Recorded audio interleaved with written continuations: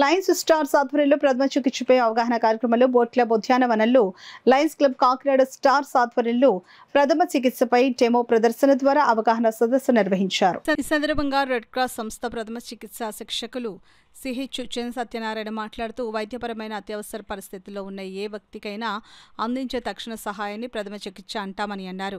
మరణం లేదా తీవ్రమైన గాయం తీవ్రతరం కాకుండా నిరోధించడం ప్రథమ చికిత్స లక్ష్యమని అన్నారు. గుండె ఆగిపోవడం, గొంతులో అడ్డుపడి ఊపిరి ఆడకపోవడం, నీళ్లలో మునిగిపోవడం, కాలిన గాయాలు, పాము కాటు వంటి సాధారణ పరిస్థితుల్లో ప్రథమ చికిత్స అవసరమవుతుందని చెన్ సత్యనారాయణ తెలిపారు.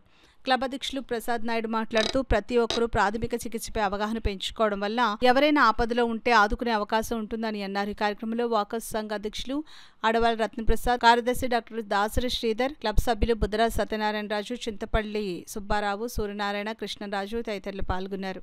రెడ్ క్రాస్ తరపున ఆహ్వానం వస్తే అమెరికా కూడా వెళ్ళొచ్చారు. అటువంటి ప్రముఖ వ్యక్తిని ఈ రోజు బోట్స్ క్లబ్లో మనం ఆహ్వానించి ఆ అవగాహన కల్పించాలన్న సదుద్దేశంతో కల్పించామని, కాబట్టి ఎక్కువ మంది పార్టిసిపేట్ చేస్తే మీ ఇటువంటి కార్యక్రమాలు మరెందో చేద్దామనే ఉత్సాహంగా ఉంది. మీరందరూ కోఆపరేట్ చేస్తాయి. దేనికైనా సరే ఒకటి చేయలేని పని కొన్ని గుంపు అనుకో, ఒక సమూహం ఏదైనా చేయగలరు. అలాగే 10 మంది కలిస్తేనే మనం దేంట్లైనా విజయం సాధించగలమండి. ప్రథమ చికిత్స యొక్క ఆవిర్భావం, అసలు ఫస్ట్ ఎయిడ్ అన్నది ఎప్పుడు స్టార్ట్ అయింది? ప్రథమ సహాయమును మొట్టమొదట అమలుపరుచున్నారు స్మార్ట్ అనే జర్మన్ వైద్యుడు అండి. ఇప్పుడు 1923లో జన్మించారండి.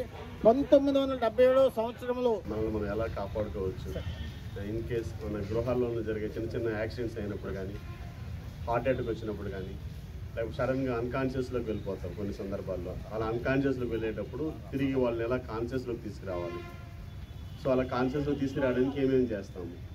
సో మనం ముఖ్యంగా మధ్యకాలంలో చాలా సందర్భాల్లో చూస్తాం, టీవీలో, రేడియోలో ఇలా డ్యాన్స్ చేసుకుంటూ కార్డియాక్ అరెస్ట్ చచ్చిపోయారని, లేదా హార్ట్ అటాక్ వచ్చి చచ్చిపోయారని, లేదా బాత్రూంలో పడి ఇలా అయిపోయిందని చెప్పి అది చూస్తాం, పేపర్లో చదవని చూస్తాం. అలాంటి సందర్భాల్లో ఏం చేస్తే వాళ్ళని సర్వైవ్ చేయొచ్చు, వాళ్ళని ఏ విధంగా మనం కాపాడవచ్చు అనే విషయాలని ఈరోజు ఒక అరగంట అలాగే పెద్దవాళ్ళందరితో డిస్కస్ చేయాలనుకుంటున్నాం సార్.